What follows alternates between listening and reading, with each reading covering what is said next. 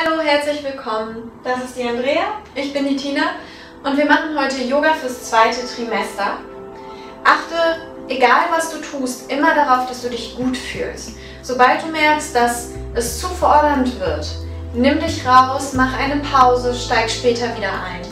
Wir haben heute eine Sequenz, die ein bisschen mehr in die Muskelkraft geht, als wir es im ersten Trimester gemacht haben.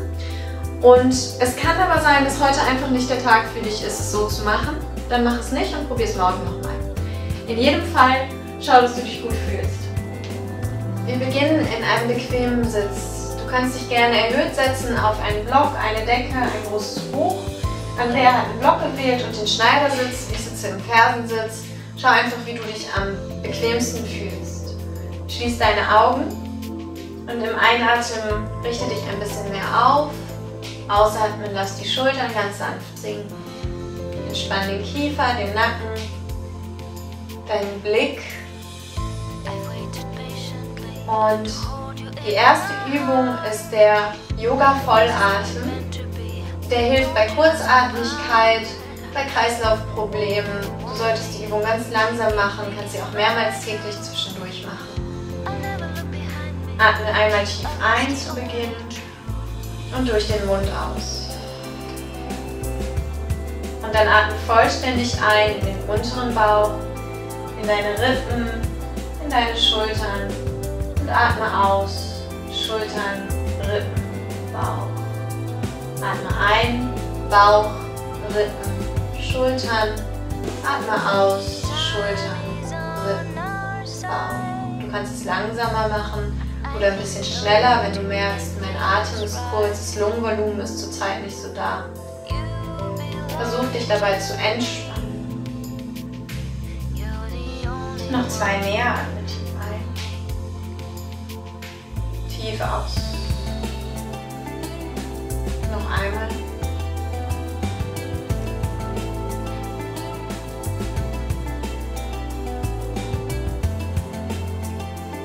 Um dann in die Übungspraxis zu gehen, komm zum Stehen zum Anfang deiner Matte.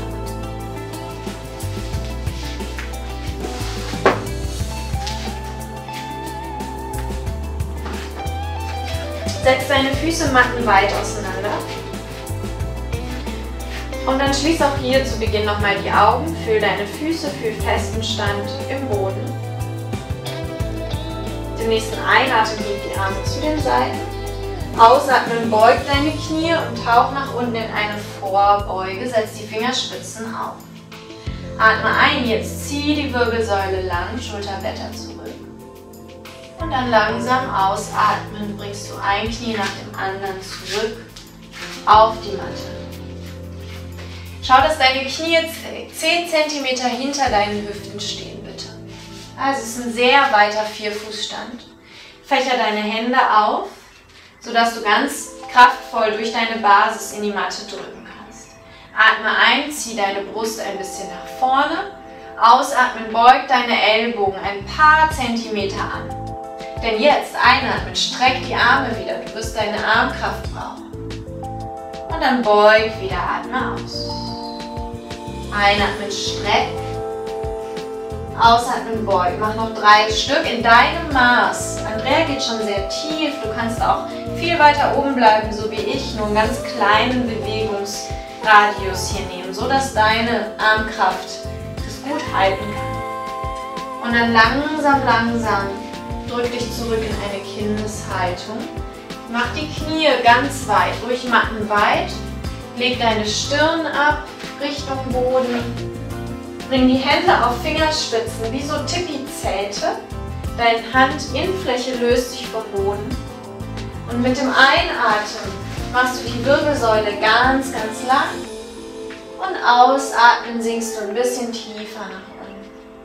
Nochmal einatmen, Wirbelsäule wird lang. Und ausatmen, sinkst du tief. Dann setz die Hände wieder ganz auf.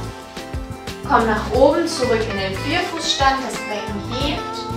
Setz deine Zehen unter. Und dann schieb das Becken nach hinten, nach oben in einen herabschauenden Hund.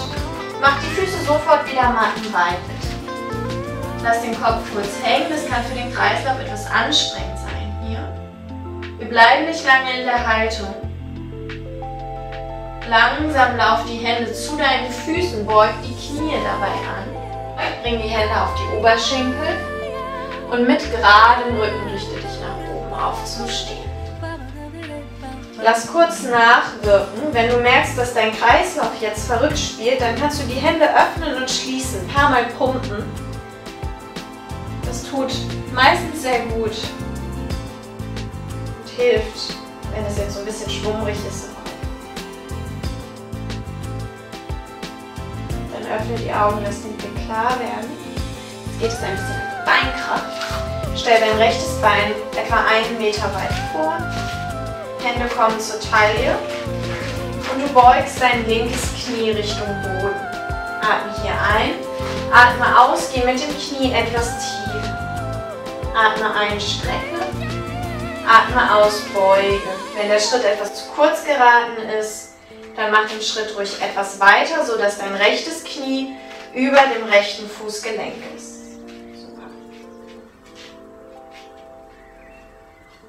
Davon auf jeder Seite 5 Stück, vielleicht auch 7. Du solltest deinen linken Oberschenkelmuskel schon deutlich spüren. Streck langsam beide Beine. Linker Fuß kommt nach vorne. Rechter Fuß wandert langsam zurück. Beug dein rechtes Knie. Atme ein, geh in die Streckung. Ausatmen, beuge tief. Atme ein, Streckung. Ausatmen, beuge tief.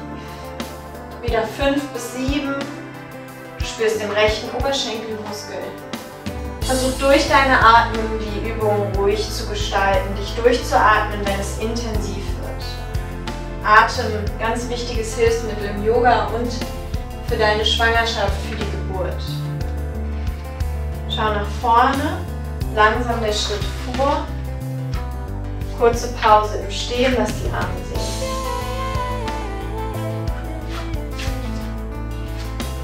Öffne die Augen, letzte Übung ist die Göttin. Wunderschöne Übung für deinen ganzen Körper. Du machst etwa 1 Meter weiten Schritt, vielleicht sogar ein bisschen mehr, drehst die Zehen nach außen, beug deine Knie in Richtung der Zehen, die Hände auf die Oberschenkel. Versuch das Gewicht gleichmäßig in die Füße zu verlagern, setz dich tief rein, richte den Rücken auf und roll die Schultern zurück und atme hier. Und das ist wirklich eine Durchhalteübung, wie am Ende deiner Schwangerschaft. Hier kannst du dich ein bisschen darauf vorbereiten. Und du kannst mal einatmen, durch den Mund aus.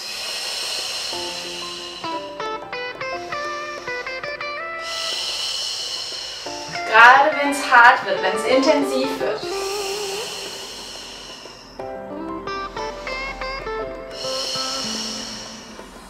Fast geschafft, noch einmal. Super. Schließ deine Füße zusammen. Komm wieder an den Anfang der Matte. Und es geht relativ schnell jetzt ins Liegen nach unten. Dafür hebt nochmal einatmen die Arme zu den Seiten. Ausatmen, beugt die Knie. Bring die Hände zum Boden. Wander ein Knie nach dem anderen zurück auf die Matte. Und dann verlagere dein Gewicht auf die rechte Hand und über die rechte Seite nach unten zum Liegen. Dreh dich auf den Rücken. Und dann spür bitte einen Moment im Liegen auf dem Rücken, wie das für dich sich anfühlt, ob das in Ordnung ist. Wenn du gut auf dem Rücken liegen kannst, dann bleib hier für 3 bis 5 Minuten.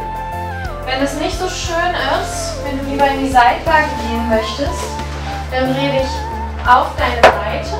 Dich einmal auf die Seite bitten, Andrea. Und dann kannst du das linke Knie auf ein Kissen oder eine große Decke legen. Und den Arm unter den Kopf machen. Und dann hier 3 bis 5 Minuten Ruhe dir gönnen, spüren. Wenn du lieber auf der anderen Seite, auf der linken liegst, dann drehst du dich auf die andere Seite. Es ist sehr individuell, was sich gut anfühlt. Gönn dir diese Zeit nachzuspüren, Ruhe zu empfinden. Diese Praxis war fordernd für dich und deinen Körper. Deshalb ist diese Ruhephase so wichtig.